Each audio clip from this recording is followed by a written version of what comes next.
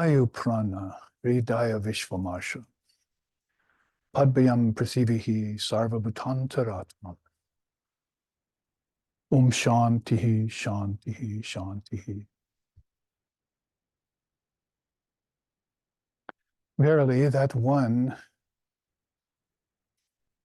all-pervasive consciousness is the indwelling presence in all beings and all things. Fire is its head, the sun and moon its two eyes. The vision of revealed scripture is its cosmic mind. The universe is its heart, its arms and legs, the four directions. The wind is its breath, music is its voice. And from its feet, the solid earth has originated.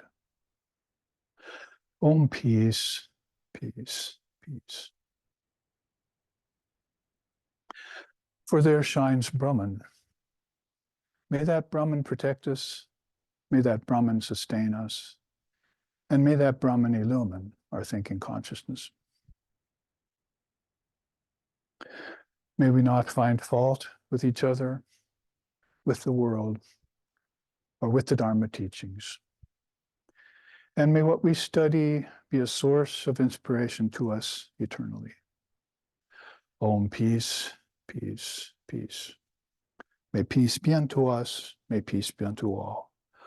Om, Hari Om, Hari Om, Hari Om Tat Sat.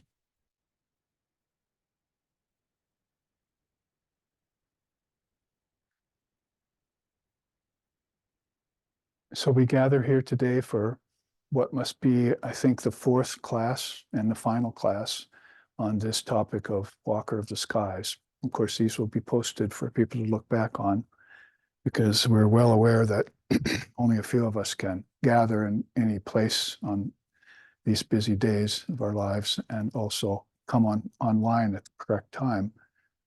As a lot of our students in Hungary and Iceland and places in Europe, they're fast asleep right now. Hopefully dreaming higher dreams like Queen Chudla is doing. If you want to refer back to this beautiful story of this great Divine Mother figure who awakened to the inner realms. When I gave the first class on Walker of the Skies, then I let the cat out of the bag right away. The secret of everything is that it's an esoteric saying. It does have Sanskrit connotations like we were talking about before. Live streaming audience joined us. Welcome. Like Jnana Bhumikings, you're walking higher levels of your own thought. Vedanta, Buddhism, other great darshanas of India are all in concurrence about the fact that the worlds are all projected by the mind, which is sort of along the lines why I chose that sloka from the Upanishads that I opened up with. It basically is that the fire is his head, sun and moon is two eyes, universe is heart. So we're looking at this anthropomorphical being as a sort of symbology or metaphor for the all-pervasive presence that's behind all names and forms in time and space, based in cause and effect. That five things there that they usually assign to that four-letter word, Maya. Queen of all four-letter words, I often say, that flummoxes people and puts them in a state of delusion. But once recognized as great souls like Shankara have said, then it tends to dissolve and go away, leaving this background consciousness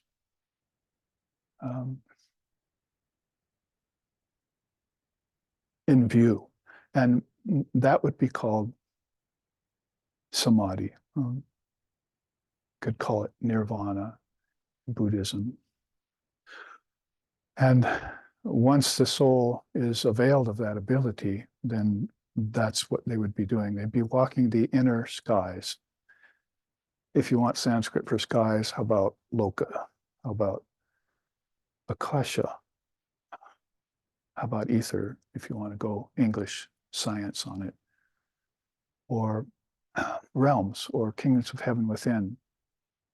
My Father's mansion has many chambers, as Jesus said, all of sojourn and of rest. So beings will come out and manifest themselves in forms.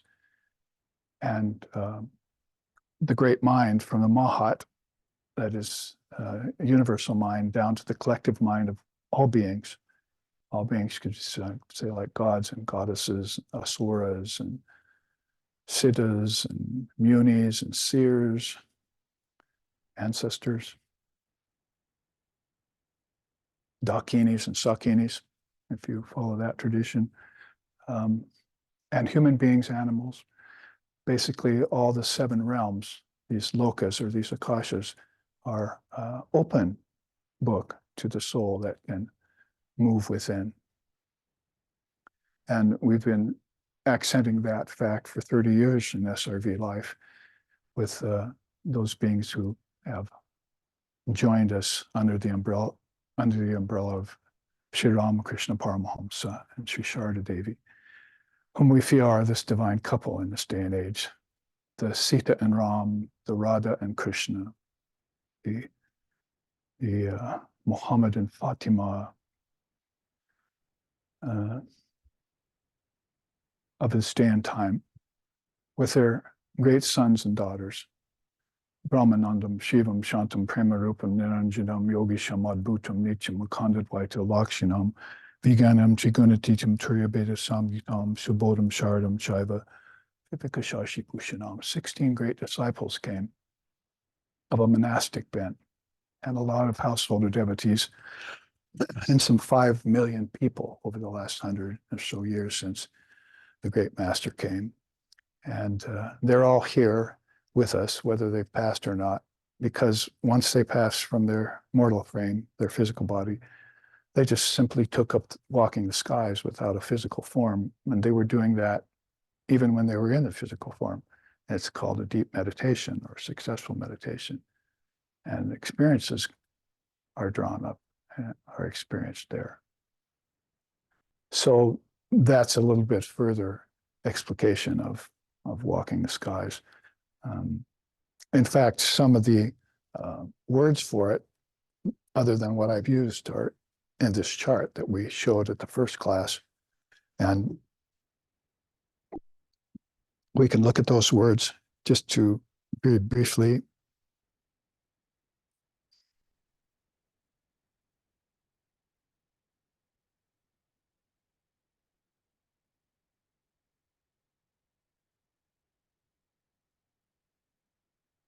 Get my copy out so I don't have to crane my neck.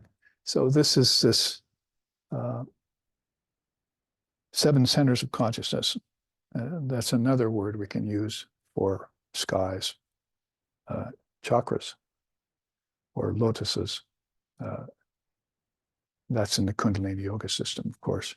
So this chart lays those out, as Sri Ramakrishna said, like aligned with the 7 holes in a bonsai flute. Muladhara, Sahasrara, Manipura at the gut, Anahata at the heart, Vishuddha at the throat, Agya at the 3rd eye, and Sahasrara, 1,000-petaled, at the crown of the head. A very beautiful system that's very much in concourse with the ancient Upanishads too. I've found at least 7 Upanishads that are Divine Mother Upanishads of the 108 that are now available to us.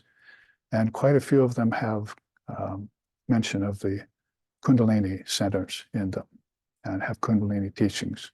Ksharika Upanishad we studied 3 weeks ago. We ended that series.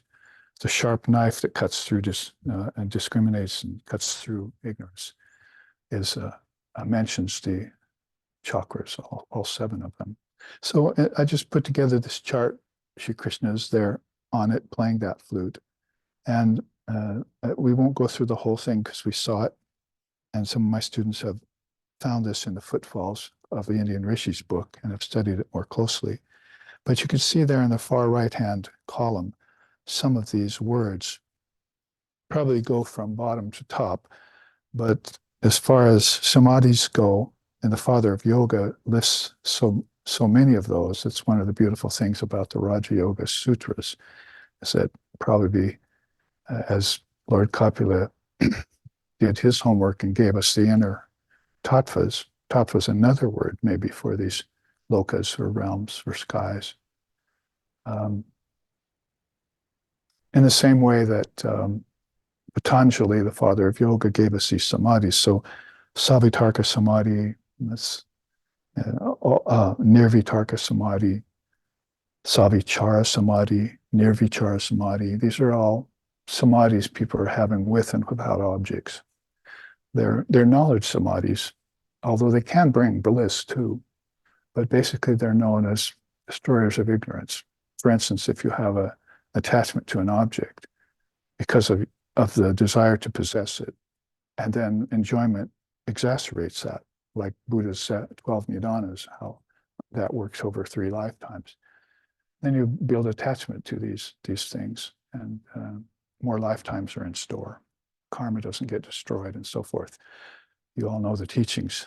So basically, when the soul gives up its penchant for possessing and attaching and selfish grasping, Buddha called it, then it begins to have, with that self-same object, experiences of exquisite pleasure, like the difference between just a worldly person eating an apple and, say, a great seer eating an apple.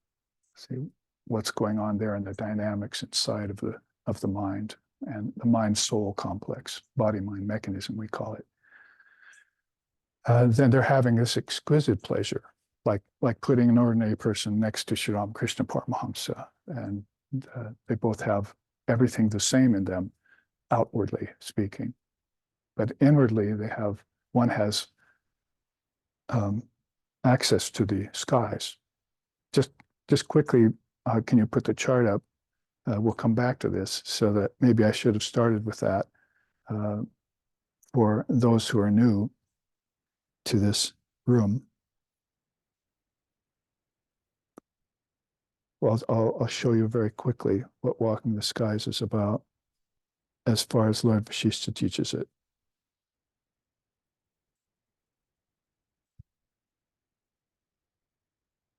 There you see at the top, right.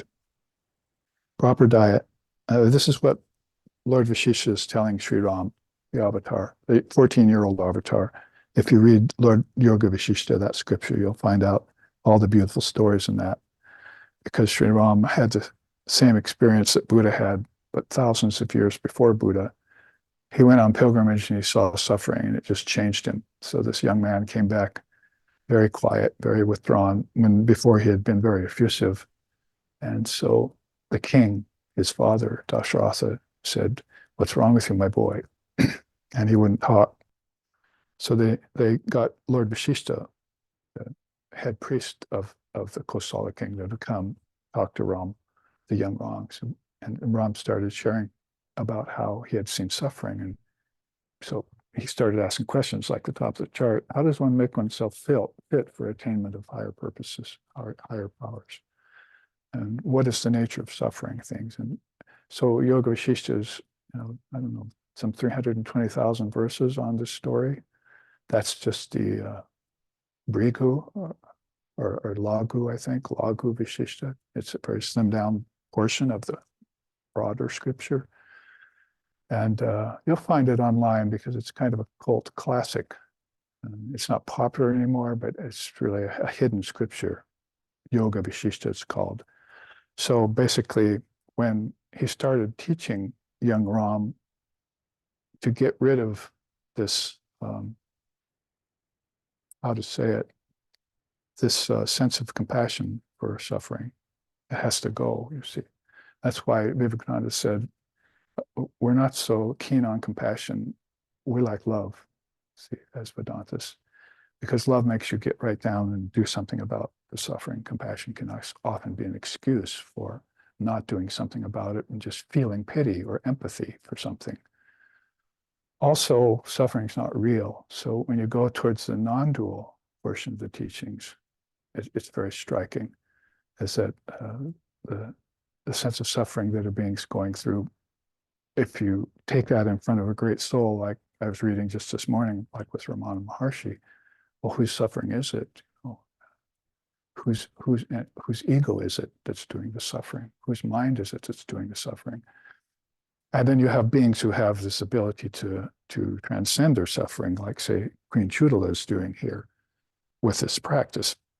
I don't want to get too far sidetracked from everything, but this is a background for those present here who haven't been to the first three classes, that Lord Vashishtha is telling Ram how Queen Chudala became so advanced in inner spiritual life when sitting next to her husband in meditation, he wasn't making any progress.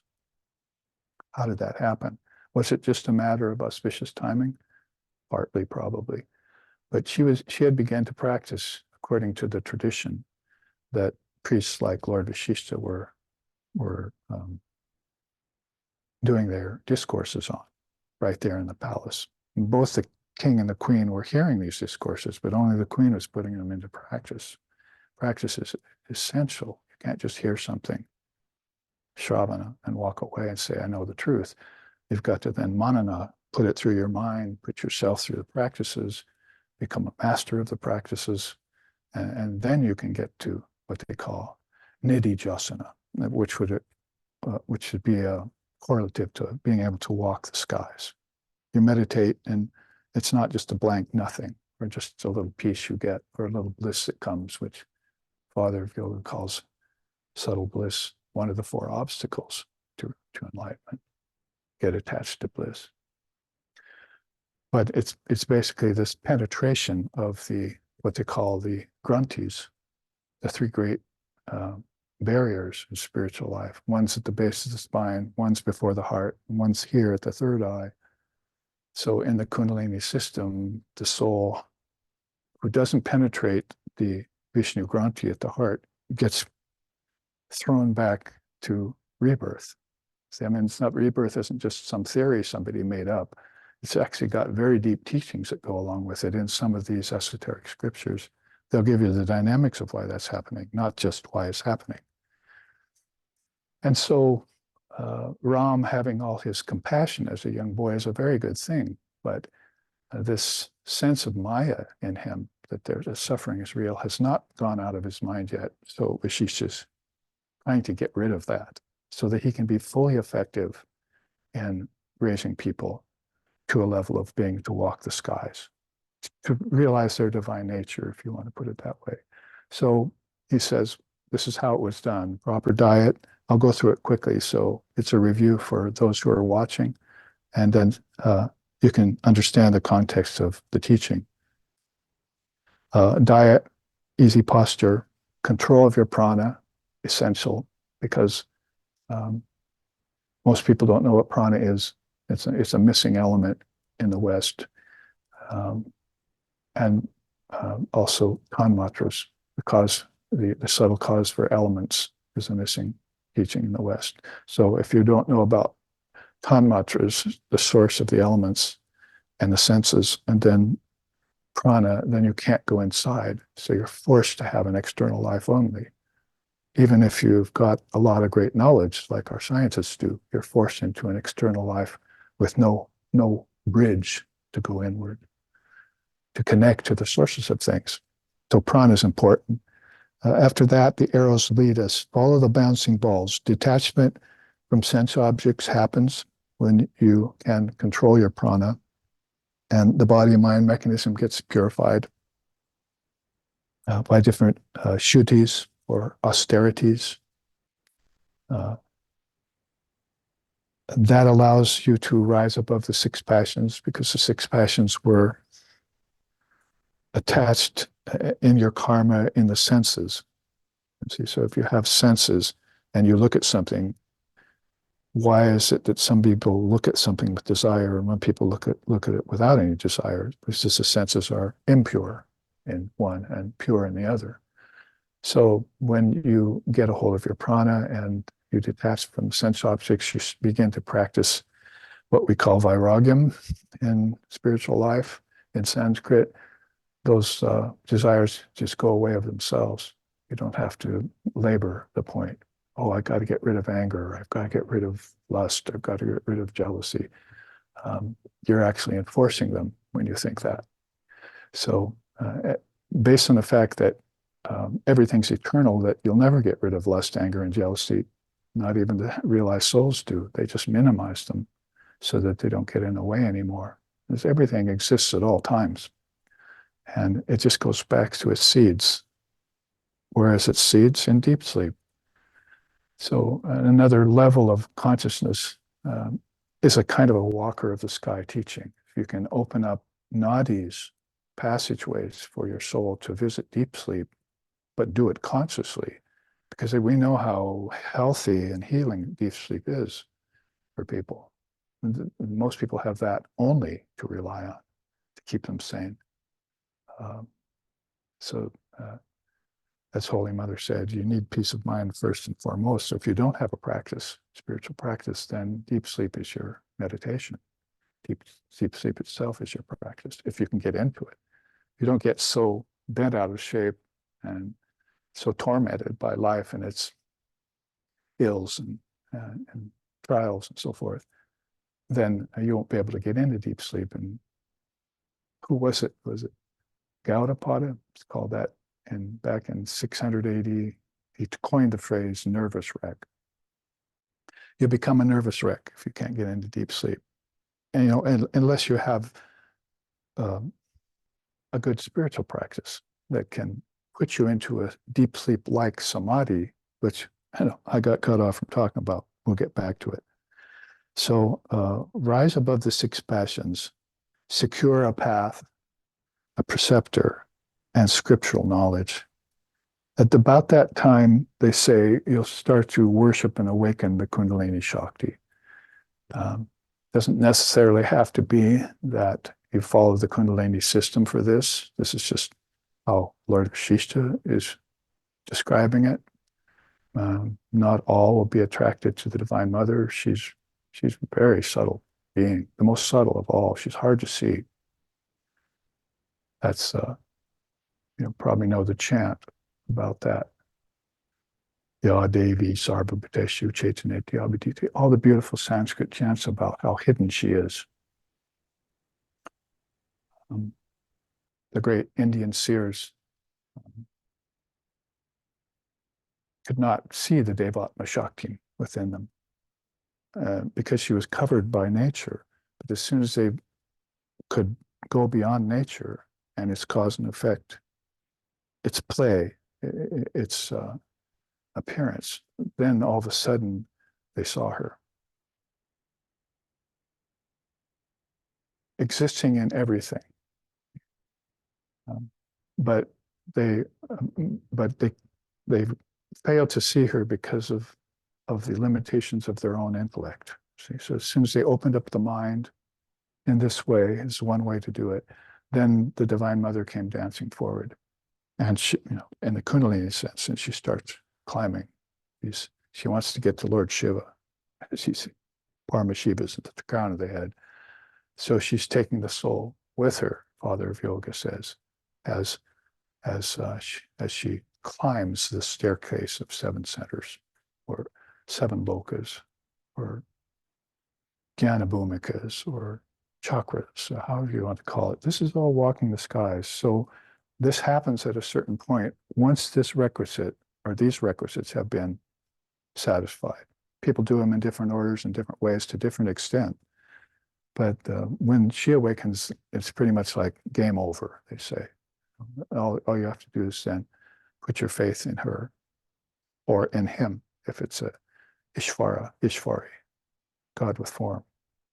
And then the rest will happen as a matter of course. So that wisdom called Jnanam, she has loves that most of all. She doesn't waste time with sentimental love or surface bhakti.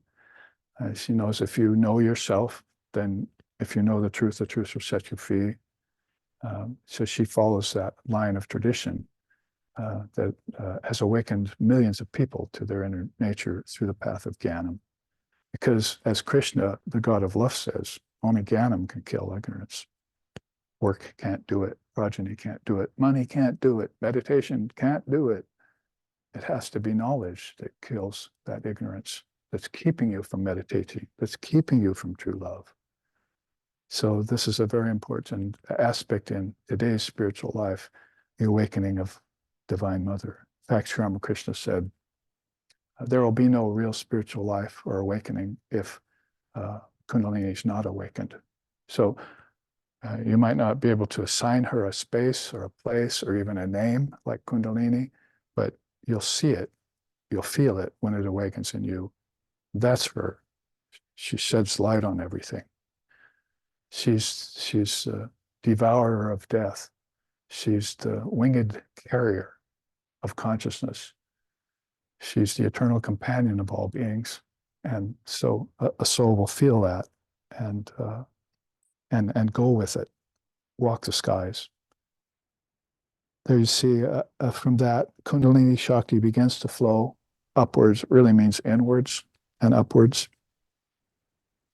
And we certainly hope people will get over that God help me problem. There's nothing up there but three elements. It's all inward, as they know. Body, mind gain great strength. We looked at that last week, remember? And we also looked at the purastika body. That's basically the mind and intellect and ego and 5 elements. That's eightfold. Ashtaka means 8. So there's a kind of, you have kind of an 8-fold package here. See, of 3-fold mind and 5 elements. There's expansion on the teaching, of course. But that's basically what they mean here when she likes to support in this purastika body. In fact, wasn't that here somewhere? Kundalini is brought up and arrested in the heart. Eternal life ensues. It was probably on middle of Shiva. I don't see it. Oh, no, yes, I meant that. And there's a quote that Lord Vashisha uses actually that says, when Kundalini is awakened, then she loves to sport in the purastika body, but it has to be pure first. That's why you go back to purify your senses and body and mind mechanism, and she'll get into it. She'll take it up. Then the nadis become inflated. Nadis are, the yogis know about the channels that flow with energy. So I'm driving up to do some work, teach people in prison, which I've done for many years. I'm going up the Columbia River Gorge in Oregon, and the Columbia River is flowing to the sea. That's a nadi, you see, with a flow in it. So you look at that and you say, that's what's outside is also what's inside, and what's inside is also what's outside. So there's a great channel like that called the Sushumna in the region of the 7 locos are attached like flowers to this Sushumna nadi that flows from the base of the spine to the crown of the head. So somewhat esoteric and somewhat ancient, but nonetheless a very beautiful teaching. And Sri Ramakrishna said, when I saw that Sushumna open up, I saw the lotuses hanging there like flowers, and I touched them, and they stopped drooping, and they opened upwards and inwards. And then I was able to move into these deeper worlds consciously. So they have experiences with the nadis, but they have to become inflated first. If they're crimped, it's like, a hose, bending a hose and no water can get through, or having a misaligned vertebrae, and so you're not able to see, taste, touch, hear, and smell. So you go to a chiropractor kind of thing. But the inner chiropractor then is this Divine Mother who's going to crack your chakras open. You have to raise that energy consciously and ask her, go to her. So these nadis get inflated. If they do, then the Vishnu Granthi gets opened up at the time of death, and you can go beyond the three worlds into the heart chakra, and you don't have to experience rebirth anymore. And as you ascend in consciousness, higher levels of consciousness, you can pierce through the Rudra Granthi right here at the third eye of the crown, so that you can immerse yourself entirely, 100% into consciousness, like Sri Krishna said, an iceberg under the blazing midday sun, melting into the ocean. Took on a form, now it's just melting back. Everything gets dissolved back into consciousness. That happens at a very high level of awareness. And then Kundalini reaches the heart. Eternal life is realized. Then the Kundalini reaches the Sushumna's height. The soul walks the skies, beholds other walkers of the skies, and gains blessings from these other walkers of the skies. So when people have samadhi, then, if we go back to this chart, you can see how many different names there are for this condition of walking the skies that they've seen.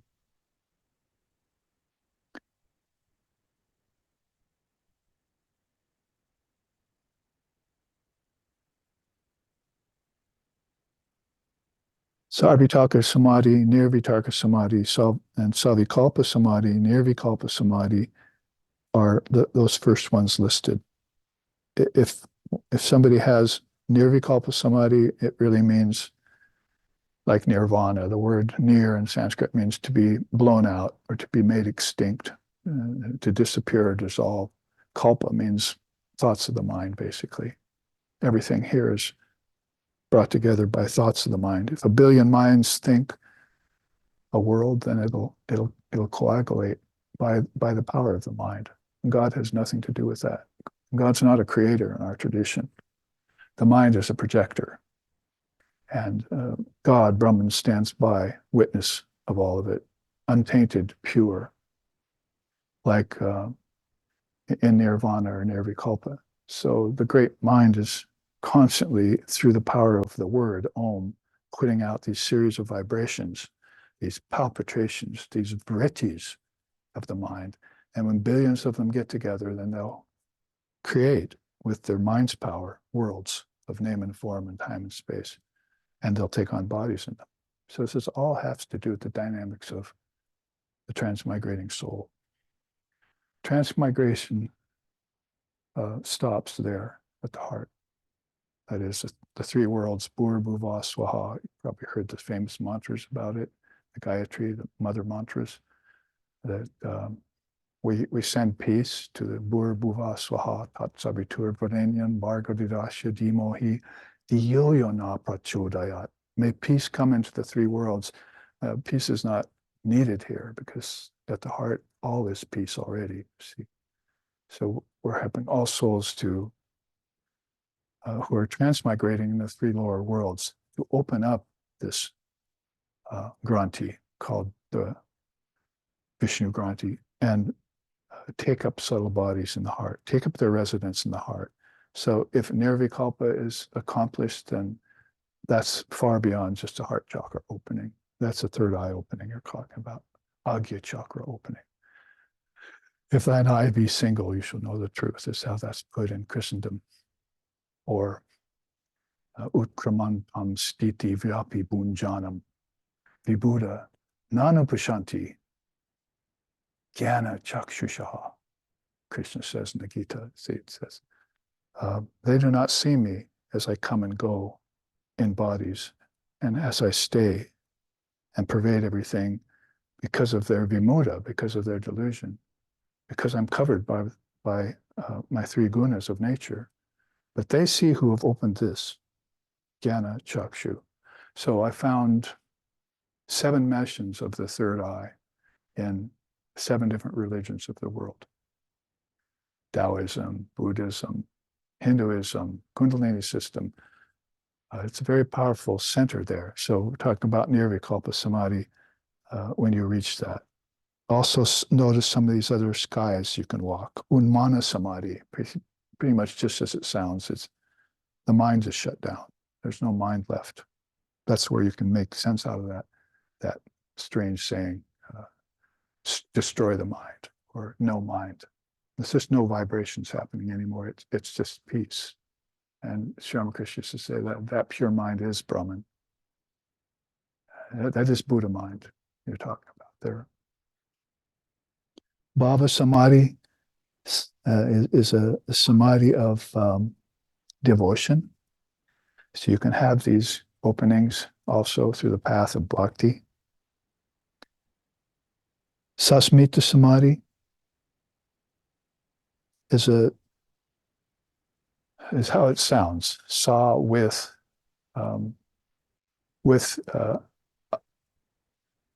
ego. See, and there's another samadhi called Sananda samadhi. Oh, I missed it. There it is, Sananda samadhi. So these are samadhis you're having that you're still aware of having a sense of ego, but that ego is very ripe at this time, and it's not in the way. So you're able to walk the skies. Sananda means, this bliss has just come upon me from being able to see the cosmic process from the root all the way to the core, from the core all the way to the crown of the head, rather. So these beings can have bhava mukha or bhava samadhi. Sri Ramakrishna said it was like walking across a rice balk. So there's a rice field, trying to help us understand, as you walk across it, you cut your feet and get all muddy and everything. So there's balks they put up. So you go up, you walk across it, and walk across a rice field without any pain. Don't have to put shoes on. You don't get your whites muddy. So he said that's what it was like to be in Bhava Mukha Samadhi. I could see the world and I could see Brahman both. I could see from the cosmic process all the way down to earth and all the beings there, all the way in to the Trinity, to Brahma, Vishnu, and Shiva. Might as well be that Mahat, that great mind, or be that Om that is always vibrating, the primordial unstruck sound of Om. So there are beautiful teachings around all of these words. Chaitanya Samadhi is a samadhi that I will just have to say that if you have samadhi, you'll probably forget most of what you saw there. But if you have Chaitanya Samadhi, you don't forget. So that's a very high level of samadhi in which you remember seeing the light of Brahman. You remember everything that transpired on your sojourn inward to a higher level of consciousness and coming back out again. Otherwise, you wouldn't have beings like Lord Kapila who could write out all the 24 cosmic principles and put them out at the earliest time in India for great systems to be built on. Everyone borrowed from that. Buddhism, Shaivism, 24 cosmic principles were just what Christ said later. As I said, my Father's mansion has many chambers. These were principles inside that souls walked. They moved through in their consciousness. So Chaitanya, if you have that samadhi, this all gets remembered, and then you'll write it down. It'll become an Upanishad and so forth. Savikalpa samadhi is there. That's just prior to nirvikalpa. It means you still have a little thought pattern left. Might even have a little desire left. You might have a little bit of a mission left to accomplish. You might have a little bit of an ego left. They say sometimes the soul passes from the body and says, oh, there's my ripe ego. I think I'll keep that right now. Or there's some ripe knowledge. I think I'll keep that as I pass from the body because I'm coming back here. See? Otherwise, it would be impossible to come back from the ecstasy of Brahman. Sri Ramakrishna said, it's like, does a moth come back from a bonfire? See? So it's like the soul just gives itself into that. It sees it and it can't help but merge in it. That's its true nature. It might have spent lifetimes trying to get to that level of immersion into Brahman. So Savikalpa will be just penultimate to that. And in other words here, Turiya is basically beyond waking, dreaming, and deep sleep. They call that the fourth. Turiya just means the fourth. So these are all, words really for having spiritual experience at very high level, but some conditionings there in these. You get to yoga, Father of Yoga just puts it in that way. There's asampragata samadhi and there's sampragata samadhi. Sampragata samadhi consists of that samadhi, this samadhi, this samadhi, this samadhi, and this samadhi. Those are all called sampragata because they have seeds to them. But he said, if you ever reach a sampragata samadhi, the seeds are burnt out. So people are trying to understand that. So Sri Ramakrishna said, it's like having rice paddy, you see, and you put it in a pan, and you put it over a fire just for a few seconds, you see, and then you strew it around and go away after rainy season, come back, there's no growth. But if you didn't put that rice paddy in a pan and bake it, and you strew it around, you come back after the rainy season, and there's a riot of growth there, see. So that's how the soul in the mind has these seeds that if they're burnt in samadhi or burnt in higher knowledge, they won't sprout anymore. It means they won't sprout worlds, they won't sprout bodies, they won't sprout individual souls that come and go. See, like Buddha said, I'm gone and gone forever. Don't have any hope for me anymore. He might send back some emanations. He himself is, has become one with Buddha nature. And Nirvikalpa Samadhi I already explained. So these are quick Sanskrit words that were asked for that could sort of explain in a very comprehensive way the beauty of walking the skies. How does walking of the skies happen? Because I think I took us through all of this already as a review, as well as for everyone who's come here today fresh. This is one way that we've been taught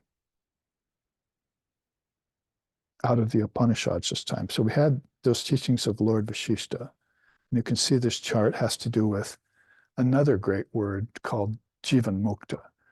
Jivan Mukta is a soul that attains this level of being able to walk the skies, behold other walker of the skies, and gain their blessings through communion.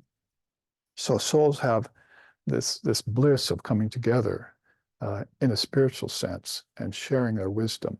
It's like, and of course, that'll come all the way down from the highest level down to earth, where you have consecrated partners having children and having relationships. That's just an external, lesser intense version of what's happening with the union of Shiva and Shakti at the highest levels of consciousness, where the divine couple is coming close to each other, and by coming together,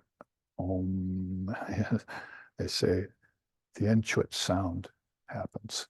So basically, when Shakti draws close to Shiva, that word begins to emanate, and from that word, all these worlds are created at different levels of vibration. Hard to imagine it because it all happens. It all happens in an eternal moment. It doesn't take like billions of years, for a race for human beings to be born out of animals or some silliness like that. This is all happening spontaneously in the moment all the time. Om is eternally sounding, and worlds are being formed and dissolved, just like every day your thoughts are being formed and dissolved. So that's the mind's penchant for doing things. It wants to have experiences, then it'll provide everything it needs for those experiences because it has all of these levels of knowledge within it. The kings of heaven are within you. See, I mean, you can't put it any more clearly than that. Or in yoga, all knowledge lies within you. So I think it's the second or third of 7 stages of knowledge in Patanjali's way of expressing it, that all knowledge lies within you. And you just have to access it by some method, follow through, gain mastery of that method, and then become masterful in that method and at that point, then, like we're saying, you have a real spiritual life. It's a kind of a tightrope walk. So when I found this, I think this is somewhere um, in the Far East that the climbers go to this particular mountain, and in order to prove yourself, you have to go up that ladder. Look how far down that is, and to see how sweaty that is, as we would say. But I had to find a good image that went along with the Annapurna Upanishad. So Annapurna Upanishad is a beautiful Upanishad in some 4 sections. And we did take it on at a couple of retreats. And this was the result of my study of it. I think it's best to start at the foot of that ladder. And let's take this as an example of another way in which a great soul heard from his or her teacher. Follow this method and you'll reach that highest goal. And do it without any doubts, without any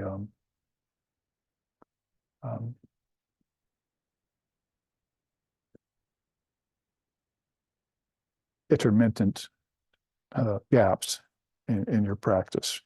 It has to be done with constancy. You have to do this every day, this practice, no matter if you see results come through or not. So let's see how this method taught by the Annapurna Upanishad, this is Ribu, the Rishi Ribu, talking to his son.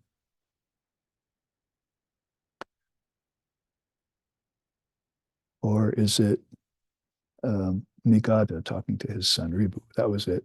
So Nigata asked, what is the nature of liberation without the body? That's Jivan Mukta. Let's see, up there, Jivan Mukta.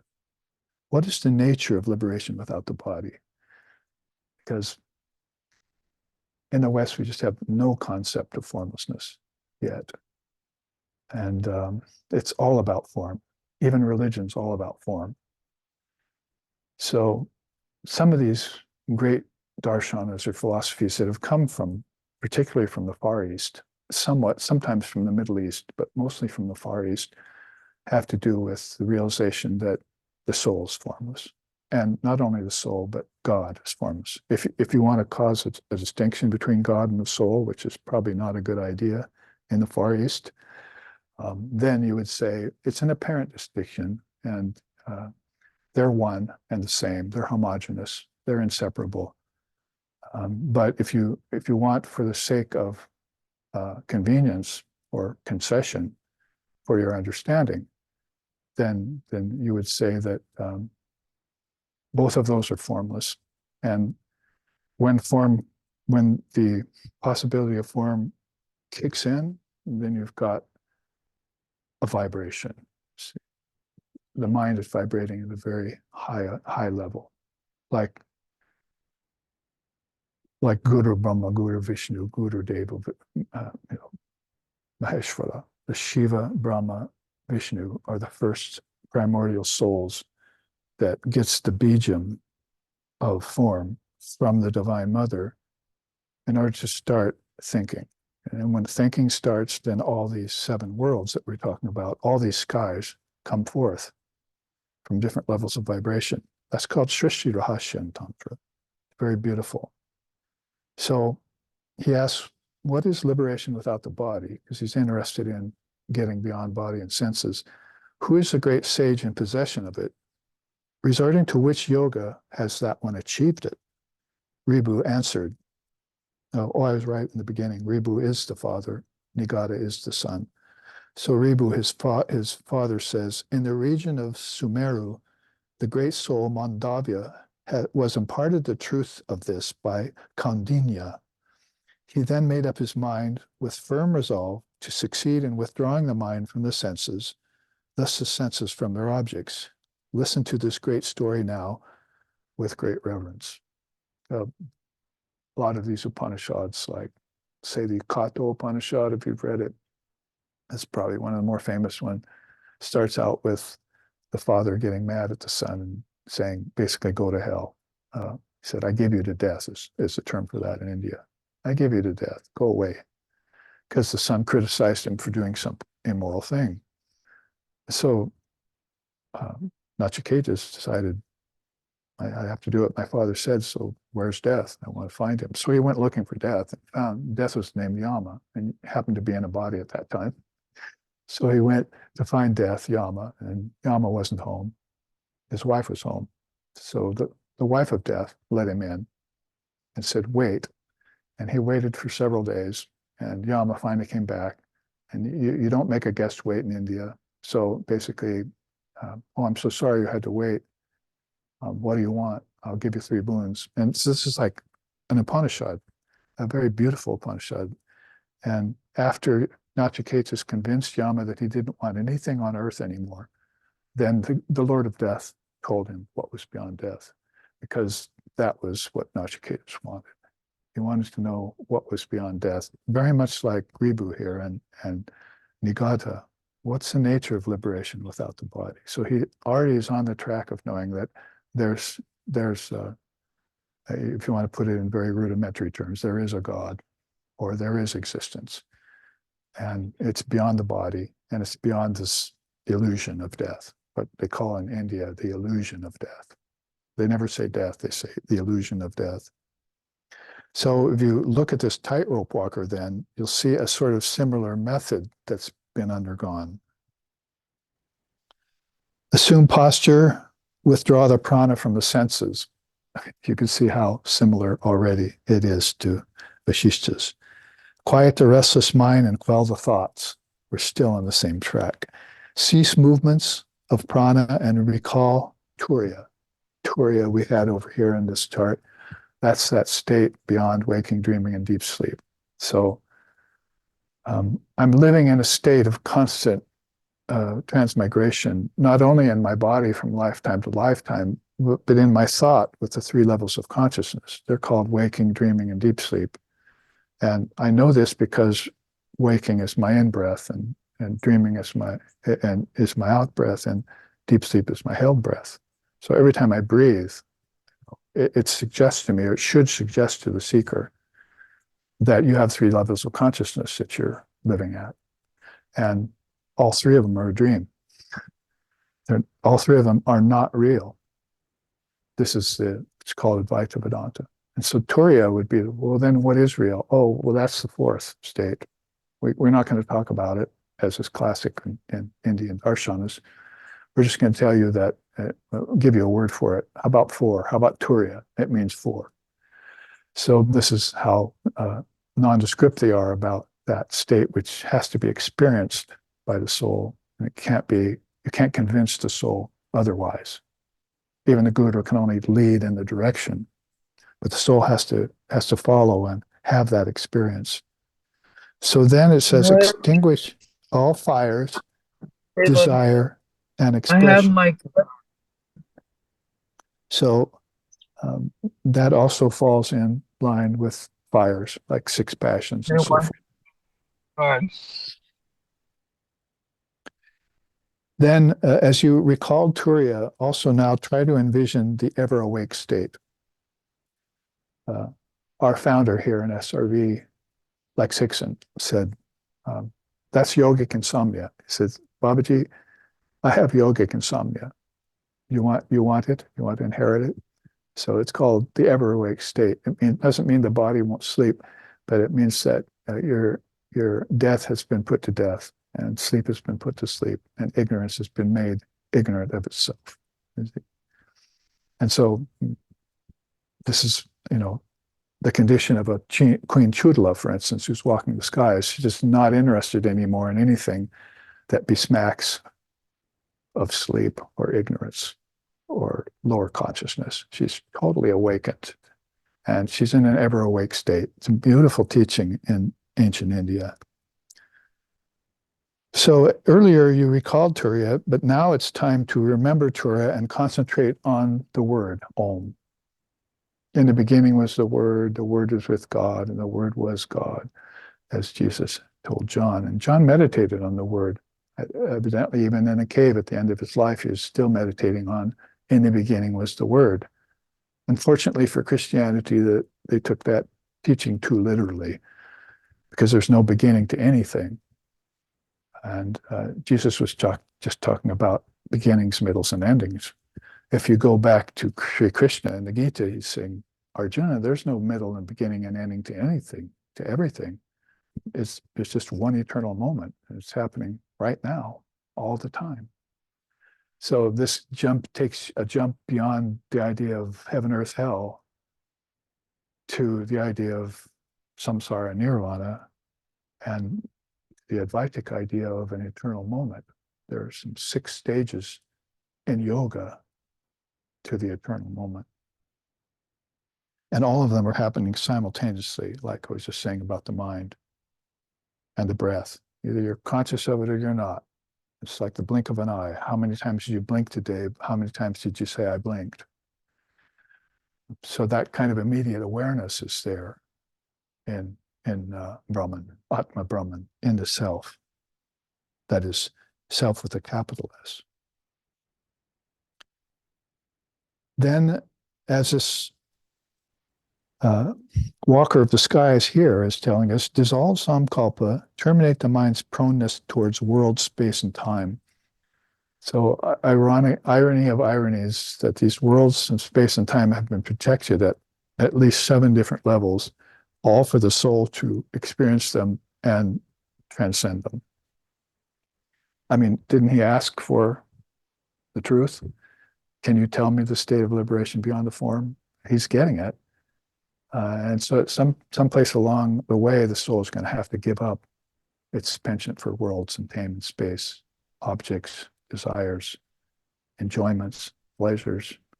It's not just suffering that drives a person out of that. Pleasures will drive a person out of that too. Because when suffering is transcended and seen to be unreal, then these pleasures, these blisses come upon the soul. They get very attached to that. Heaven's all about that.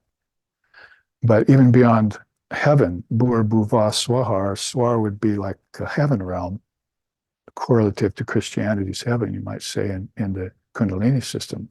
But then there's this great other inward ethers, akashas, in which you're having these powerful experiences of the word. So Divine Mother herself, the Vak Devi she's called, the mother of the word, resides in my throat, Sri Krishna said. And I open my mouth and she pushes out all this wisdom. I don't know anything about it. This is how she operates because my consciousness is right here, right now. See, that eternal moment I'm in is right here, right now. And when it comes here, then worlds of space and time will dissolve. And I'll be so ready for that there will be no fear, there'll be no doubt. And it'll be like, again, moth towards a bonfire. I see the truth now, and I shall become the truth. Actually, I always was the truth, also is a thought that occurs. And so call that a kind of static state. They say, Sri Ramakrishna said, Brahman is static, Mother's dynamic. So that's Brahman and Shakti are one, though, like fire and its power to burn, or water and its wetness. You can't separate them. Yet there are 2 dynamisms there. One is static, one's movable, moving. See, how to understand that? So Sri Krishna pointed to a snake and said, see how it's still? Now watch it, it starts moving. So movement and stillness are in the same snake. That's how Brahman and Shakti are. Sometimes it's still and static, sometimes it breaks into dynamism, but it doesn't change the nature at all of the snake or of Brahman. So that's what's next here. Rest in that immovability of the soul. When you realize yourself to be one with the soul, then you know the soul is perfect, the soul is formless, the soul is actionless, and the soul is divine. See? Yo Brahmanan Vidadati Purvam, Yo Vai Vedampscha Prahinohi Tasmai, Tanhadeva Atma Buddhi Prakasha, Mumukshurvai, Sharnamham Prapadje. Brahman is a bridge to immortality. It resembles fire that's consumed all its fuel. it's perfect, actionless, formless, and divine. And I go for refuge to it. I go for refuge to it, that eternal Brahman. Its light turns my attention to myself, to my Atman. So see that light, and it begins to make you say things like, I and my Father are one, or Tattvamasi. Oh, that I am. I say I'm the same as that.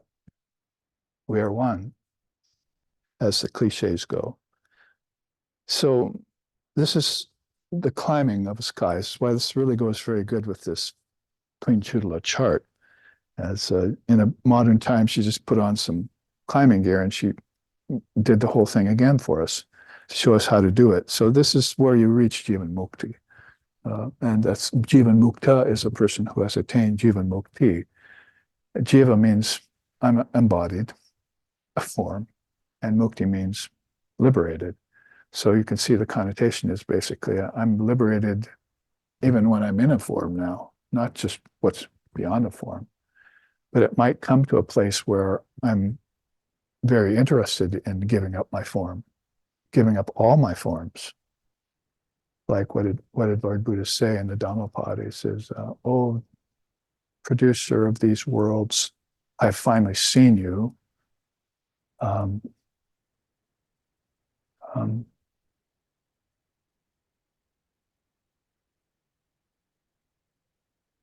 And now I want to break down the roof beam and, destroy the ceiling of this builder of this house you've made. Actually, he really means that I've made. I've seen this, what he called Mara, what we called Maya. So I've seen this house that you've built, and now I don't want to build any more houses. I won't build houses anymore of stone. I won't build houses of mud and dirt. I won't build houses of flesh and bone. I won't build houses of wise conception. So you can see it from the elements to the senses to the body to the mind to the intellect. He's wiping it all away. I'm gone and gone forever now. I've seen you, oh, constructor of this house of Maya, and I will not build any more houses anymore. Not popular with most of the religions of the world. That's what I was saying earlier. They just don't have any conception of what the formless bliss is like. And people are scared of it, losing their egos. And so the opposite motion of that is to get attached to things, you see, and to possess things, to gather wealth, to surround yourself with families, and whole nations get pulled into yugas, they're called, of ignorance. The Jivan Mukta once has climbed out of that. See, now he's a living, liberated soul that can see both the world on one side and Brahman on the other. So he hasn't given up the body yet, which is here, Videha. Deha means body, V means without. So now he's become a soul, or will soon become a soul, where as he or she has finished all of the work as a Jivan Mukta, then he's qualified for Videha Mukta and will give up all vestiges of form at that point. Like I just said, have no hope for me forevermore for the worlds. I'm gone forever, as Lord Buddha said when he entered into parinirvana. Words began to fail us there, but you can see what Turiya and Turiyatita, which we've mentioned already, are like up here. So we say here, trans-empirical experiential reality is Turiya. Trans-empirical means no more worlds, no more empires, as it were.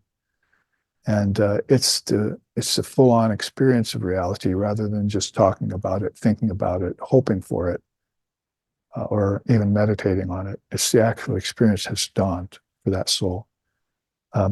It's like deep sleep in wakefulness. It's like the slumber of higher mind developed via practice. It's like free from rebirth, and gunas.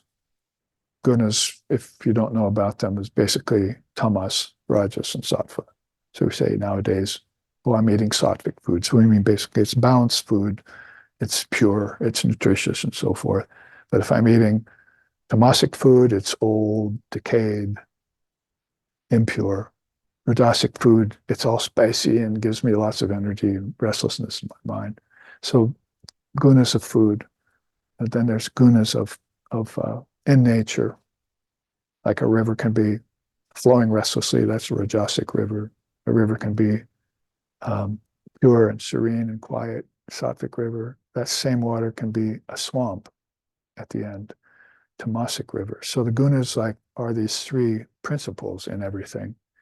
And they say that this state of turiya and turiyatita means that you've gone beyond the three gunas, because the three gunas are the first thing that kick in when the soul decides to enter into the worlds of form. I'm going to participate in a lifetime in that particular world. And as if the mother says, here, take the three gunas, then you'll need them. You can't have form without the three gunas. By the same measure, if you turn back in and dissolve everything, I'll take the three gunas away from you, and you can have formlessness now. See? Om Purusham Artam Pratiprashabaha. Father of Yoga says, Koivaya Swarupa Pratistam Chav Chitti Shakti Iti. In the last sloka of the Yoga Sutras, it says, the Divine Mother takes the soul and strips it of nature and name and form and returns it to Koivalya, which is another word for walking the skies. It returns it to a state of freedom. She accomplishes both of those things, and the soul realizes Jivan Mukta. So it's the only mention of Divine Mother that we find in the Yoga Sutras. He said her once, he talked about her once, called her the Chitti Shakti, the mother of our thoughts. So when our thoughts project all these worlds, we're done with them, we're world weary, we leave them behind, just like we do in deep sleep, or in consciously in samadhi, she'll come forward and say, give me back the three gunas. You won't need them anymore. In fact, if you hold on to them, you're not going to experience formlessness, you see. It's a teaching that's very particular to Vedanta, three gunas, and to yoga. What else have we got there? Certain release from all bondages and discriminated in the link between substance and perception. It's a very good one. It's basically wheat and the chaff teaching. Basically, if I realize that the world is not God, but that, and God is transcendent of all worlds, then I'm leaving that pure and perfect. And I just, as Vivekananda said, I need to rise to it. I don't want to try and bring God down into the worlds, because God doesn't want to come to the worlds. God can't be a form, can't be a name, can't have a name. It can't be a form of energy, and it can't be a thought, is how the ancient scriptures put it. If you see any of those things, you know God's not there. Not in its essence. I mean, you can concede all you want, say, yeah, well, God is here in everything, they say, but they don't mean the form, they don't mean the name, and they don't even mean the space that it sits in, like science believes. It's beyond, it's timeless, it's spaceless, it's formless, it's acreate. So the seers will have a totally different opinion about what the nature of reality is, because they've seen it and experienced it through these methods. I would call them these two Advaita Vedanta methods, even though some people are going to, Advaita Vedanta doesn't have a method, but then how else are we going to get to it? The only thing left to say here basically is that a quick study of this chart is a description that the Annapurna Upanishad gives us in the Living Liberated. So Jivan Mukta is a living liberated soul. So what are they like? They don't crave for what is to be. They don't bank on what is present, and they don't brood on what's past. I mean, when I say things like this, I immediately think of Ramana Maharshi and Sri Ramakrishna and Lord Buddha and souls like that who had just lived in that free state. And it's almost obvious that how unattached and unegoistic they were. And it was very natural for them to be that way. So that's basically the three phases of time. Trigunatita is beyond the three states of consciousness, but Trikala means beyond the three phases of time. So you're talking about Shiva. Shiva is the witness of the three phases of time, past, present, and future.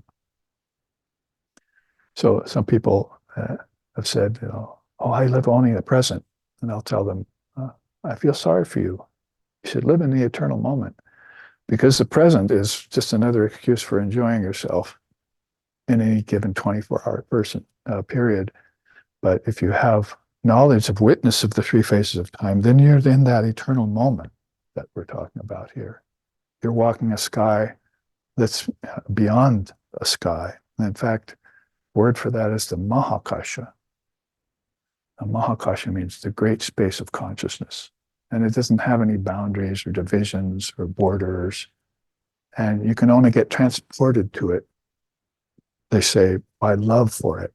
See, so love doesn't go away in non-duality. Another thing I might say is that it increases.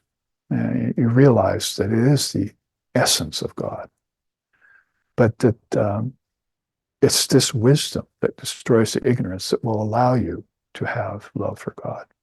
That's why it's so rare on earth, because we're not studying the scriptures, meditating on the meaning, and practicing a method. This has to be an inward stage that we engage in consciously, like openly. Like I love that. I don't know what it is, but I love it. See, one person told me that once. So craves not for what is to be, banks not on the present, broods not on the past. Is devoted to the devotees, is harsh to those who are evil, unattached throughout to all. Is childlike at heart, mature in mind, bold in spirit, compassionate to the suffering. These are words that ideas I've taken out of the Annapurna Upanishad that I found that were a description for the living liberated soul. Is wise in speech, steadfast in courage, sweet at heart, but self-sacrificing. Like putting together the four yogas, you put all of this together and you see these and I saw that in Swami Sheshanandaji Maharaj, my guru. Peace and bliss be upon him. These things you see manifested in them. Is poised in nirvana, attained of the Brahman state, devoid of mental constructions, and pure in mind. That reminds me of poised in nirvana, but Shankaras would sing about that. Aham nirvikalpa nirakara rupa vibhutvacha sarvatra sarvendriyanam chidananda rupa Shivoham, Shivoham, Chidananda Rupa,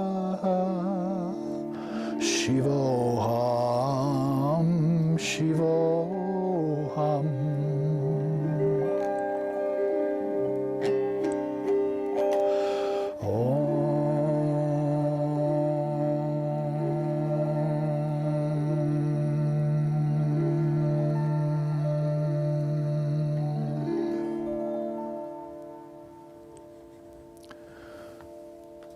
That's Swami Vivekananda's translation of Shankara's Nirvana Shatkam, 6 verses on Nirvana, in which the English is, I have no form or fancy anymore. I have come to know that I am the all-pervading one. Everywhere I exist, yet I am beyond the senses. I have no desire for salvation, nor anything that can be known. I am pure consciousness and bliss. I am Shiva. I am Shiva. That's the last verse. In the first 5 verses, he says things like aham, mano buddha hamkara chittani naham, nacha shrotra jive, nacha grana netre, means aham, mano, mind, buddhi, intellect, aham, ego, chitta, my thoughts. I'm none of that. A very beautiful, cut to the chase, straight declaration of not being anything of the body-mind mechanism, being totally transcendent of that, yet can be embroiled with it or wrapped in it, like the 5 koshas of Vedanta. Say, yeah, this Atman is in there like a diamond in a box with 5 coverings. The outer covering is the body, next covering is the energy, next covering is mind, next covering is thought, and then there's a covering of the ego, which is this bliss that's alloyed. It's not unalloyed yet. It's not pure yet. So those 5 sheaths, the Adara system in early India, said that's what's covering this. But if I take off each one of those, you see, then I know that I'm not anything. So if this were like the soul and nature, you see, you're talking to a child and you say, do soul and nature, are they one and the same? Do they mix? Yes, Babaji, they mix. And you put that there and you wait for about 45 seconds, or I like to joke, 45 lifetimes. And they separate, you see. So you come to know, and a good way to teach your children this, if they've been born in a materialistic society, is that you must separate the wheat from the chaff. You must separate the real from the unreal. You must separate the changing from the unchanging. You must separate the essential from the non-essential. You must separate the soul from all its apparent conditionings. And then it will show itself up to be one and the same with Brahman. And then you can walk out of the wilderness, like Jesus did, and say, I am the light of the worlds, or I and my Father are one. Not until can you say that. So that reminds me then, if poised in nirvana, attained of the Brahman state, devoid of mental constructions and pure in mind, is another saying or a couple slokas in the Annapurna Upanishad. And then is free of empirical states, beyond bondage and liberation, is the one self extended everywhere. Is purblind to dualities, is free of imagination of differences. It's the same self despite all the phases, the apparent phases. And this quote at the bottom from the Annapurna Upanishad is, I put it together from several slokas that had teachings in between most of these, but I thought, how beautiful if we could just have those as a declaration of what Jivan Muktahood is like, or what divine reality is. Of blemishless cognition, it's the Purusha of the Samkhya. That's Purusha is the highest soul in Samkhya philosophy. It's the Ishwara of the yogis. That's the highest soul, God with form. It's the Shiva of the Shivagamas. That's in Shaivism. It epitomizes the final conclusion of the Shastras, which are the scriptures. It's the unuttered truth, the radiance in all lights, the sole proof of our existence. He has become that, and he remains as that alone. talking about the Jivan Mukta. Beyond bliss, yet still blissful, subtler than all the ethers, the pure and primal immaculate state, that one stands forth as the hallowed Lord, as the hallowed Lord, revered by all. Om, peace, peace, peace. Reminds me, I have to go fetch out the Sanskrit for that and put it all together. So this is this divine couple. I found them again, Nigata and Ribu. Found them again in the Varaha Upanishad the other day. That's when God incarnated himself as a boar.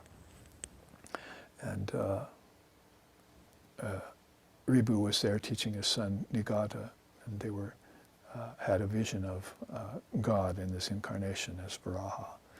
And what a beautiful Upanishad that is. So these divine couples appear quite often in the Upanishads.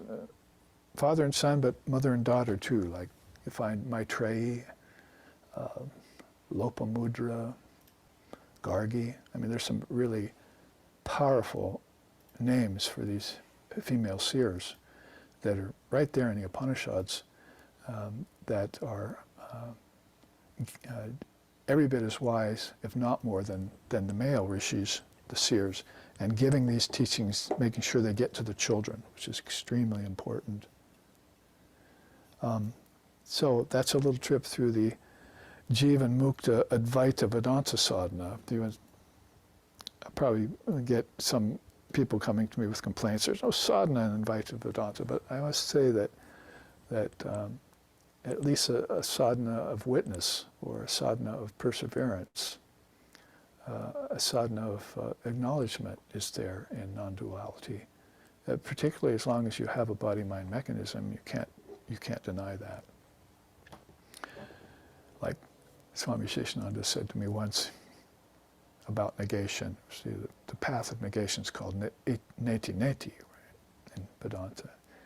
And so he's very much a practitioner of neti. I mean, 90 years old, he's a monk his whole life. So interesting to hear from him that said, you can go on negating everything, but you cannot negate the existence of the one who's doing the negating. So, he wasn't a person that had reached a high state of consciousness and then kind of preached emptiness. Dalai Lama over the years has been saying that that's not the highest state. There must be something beyond shunyata called purnyata, that's fullness, that says everything is. So you go looking in Vedanta and you find neti this, neti that, and then once in a while you find a great soul say, but it's all really iti.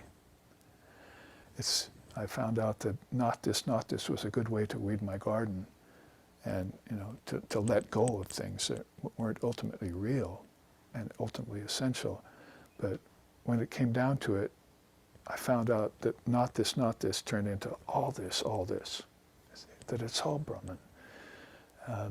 But you can't take away any of those stages that you took to get to that height. Especially for the sake of other beings. So I remember Shankara, they asked him that once. I mean, he was the man that was in recall of all his lifetimes and all the wisdom he had gained in it at the age of 8. I mean, yes, Middle Eastern religions, you've got your Christ and your Jesus and all that, your perfected beings, but India's seen them by the dozens, if not more. And Shankara was one of those. So remembering all the scriptures when he was 8 that he had learned in his previous lifetimes. So in his 30s, he passed at 32, his students asked him, why do you still do sadhana? You're a perfected soul, obviously. He said, well, I do it because I like to keep the mirror of my mind wiped clean. Because there's this cosmic dust. I mean, if you have a mind is pro and con, mind is good and bad, mind is life and death, mind is pleasure and pain. These are all like motes of dust that collect on your mind after a while, even just to have a mind. See? So you have to take care of the mind, keep that wiped clean like a mirror every day. He said, that's one reason I keep doing sadhana, because I like my view of Brahman, crystal clear. See? What's the second reason, sir? He says, to be an example to you, so that you can reach the high state of mind that they call Jivan Mukta, or walker of the skies. Om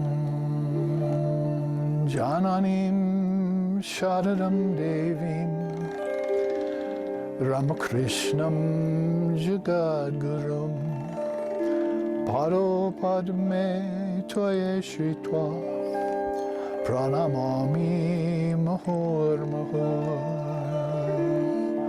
Pranamami Mahur Mahur.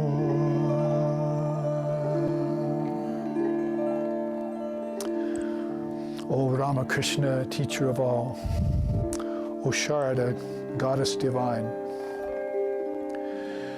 in bosom holding those lotus feet, salutations to both, ever be of mine. Om Shanti, Shanti, Shanti. Hari Om, Hari Om.